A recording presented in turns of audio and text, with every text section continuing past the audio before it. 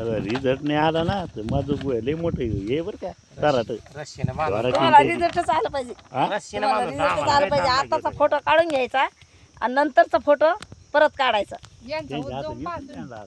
ऊस नाही नात खोळा आहे ऊसात त्याचा जिरेकर सरचं. सरकीला माझं पण वजन- जमत नाहीये.